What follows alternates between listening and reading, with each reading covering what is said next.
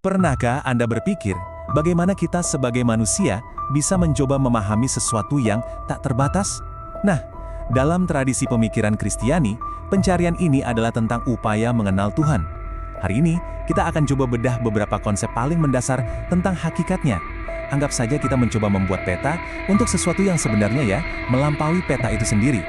Oke, jadi begini alur pembahasan kita. Kita mulai dari yang paling awal, yaitu Allah sebagai Sang Pencipta.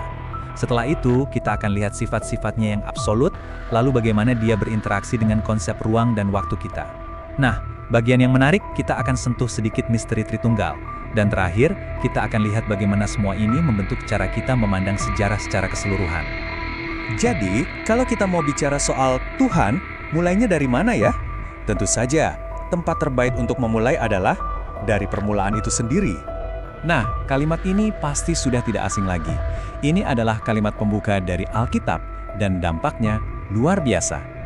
Kalimat ini langsung mengatur panggung untuk segala sesuatu yang akan kita bahas. Jadi, pesannya jelas. Sebelum ada apapun, sebelum ada waktu, ruang, atau materi, sudah ada Tuhan. Dialah sumber dari segala-galanya. Oke, ini poin yang krusial. Coba kita bayangkan seorang pematung ya. Dia mengambil tanah liat yang sudah ada, lalu membentuknya jadi karya seni. Dia butuh materi kan?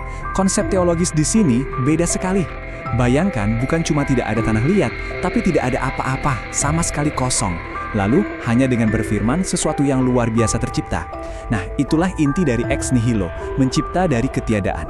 Baik, kalau Tuhan adalah pencipta segalanya, lalu dia itu seperti apa? Apa hakikatnya? Coba kita pakai analogi. Kalau kita bayangkan Tuhan itu seperti sebuah bangunan megah, maka atribut-atribut yang akan kita bahas ini adalah fondasinya. Ini adalah pilar-pilar yang menopang segalanya. Yang pertama, dan bisa dibilang yang paling utama, adalah kedaulatan. Apa maksudnya? Sederhananya, dia memegang kendali penuh atas segalanya.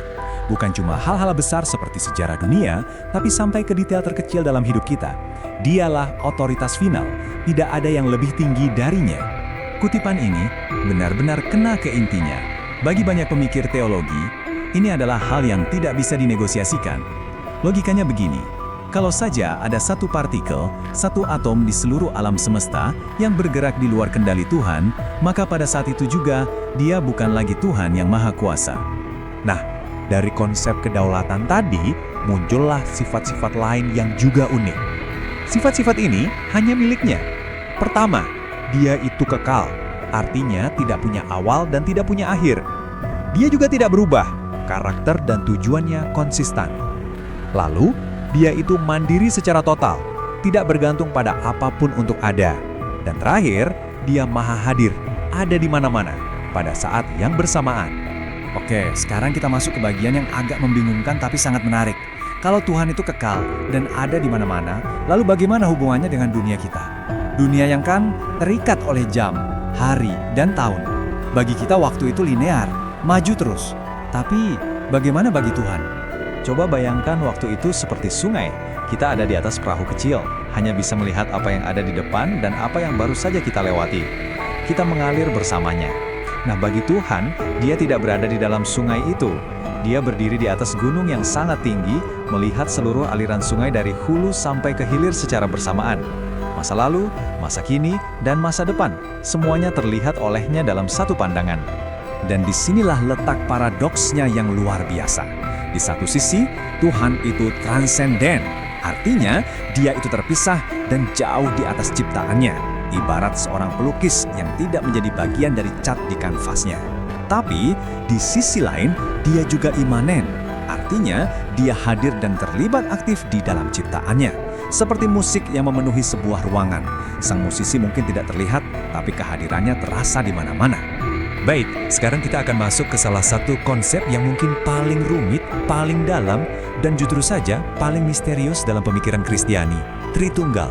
Ini bukan ide baru ya, ini sudah direnungkan oleh para pemikir selama ribuan tahun. Jadi pertanyaannya kan begini, bagaimana bisa Tuhan itu satu, tapi sekaligus tiga? Alkitab sangat jelas mengatakan hanya ada satu Tuhan, titik. Tapi di saat yang sama, kita juga membaca tentang Bapa, tentang Putra, dan tentang Roh Kudus sebagai pribadi yang ilahi. Penting untuk dicatat, doktrin Tritunggal ini bukan hasil dari satu ayat saja. Ini adalah sebuah kesimpulan teologis yang dibangun oleh gereja di masa-masa awal untuk mencoba merangkum semua data yang ada di Alkitab. Tentu, semua analogi yang kita pakai pasti ada kekurangannya, tapi bisa sedikit membantu kita membayangkannya. Misalnya, air. Air itu kan bisa berwujud padat sebagai es, cair, atau gas sebagai uap. 3 wujud berbeda, tapi substansinya tetap sama, H2O. Intinya adalah, Bapa adalah Allah sepenuhnya, Putra adalah Allah sepenuhnya, dan Roh Kudus juga Allah sepenuhnya. Namun, mereka adalah pribadi yang berbeda. Mereka berbagi satu hakikat ilahi yang sama. Dan kalau kita lihat di dalam narasi Alkitab, kita bisa melihat peran mereka yang berbeda-beda. Bapa sering digambarkan sebagai sumber atau perancang utama. Sang Putra, Yesus, adalah dia yang menjalankan rencana itu di dunia. Dan Roh Kudus adalah pribadi yang mengaplikasikan karya keselamatan itu secara personal ke dalam hidup manusia, sebagai penghibur dan pemandu. Oke, jadi kita sudah melihat Tuhan sebagai pencipta, sebagai pribadi yang berdaulat, dan sebagai Tritunggal yang kompleks. Nah sekarang mari kita satukan semua itu dan melihatnya sebagai awal dan akhir dari segalanya, sebagai bingkai dari seluruh cerita sejarah. Alfa dan Omega, itu adalah huruf pertama dan terakhir dalam abjad Yunani. Jadi ketika Tuhan memakai gelar ini, itu adalah sebuah pernyataan yang sangat kuat. Bukan cuma berarti dia ada di awal dan di akhir, tapi dia adalah awal itu sendiri dan dia adalah akhir itu sendiri. Dia adalah sumber sekaligus tujuan dari segala sesuatu. Kalau kita bayangkan sejarah ini seperti sebuah novel yang epik, maka Tuhan adalah penulisnya. Dia yang menulis bab pertama, dan dia juga yang akan menulis bab terakhir. Tapi bukan itu saja. Dia juga yang mengarahkan alur ceritanya, setiap tokohnya, setiap kejadian di dalamnya. Semuanya bergerak menuju sebuah akhir yang sudah dia tentukan. Nah, ini yang akhirnya membawa kita ke sebuah perenungan. Kalau memang benar setiap momen hidup kita, setiap kemenangan, setiap kegagalan, setiap tawa dan tangis, semuanya berada dalam bingkai antara awal dan akhir yang ilahi, lalu apa artinya semua itu bagi kita? Bagaimana itu mengubah cara kita melihat makna hidup kita sehari-hari? Ini adalah sebuah pertanyaan besar yang mungkin layak kita pikirkan lebih dalam.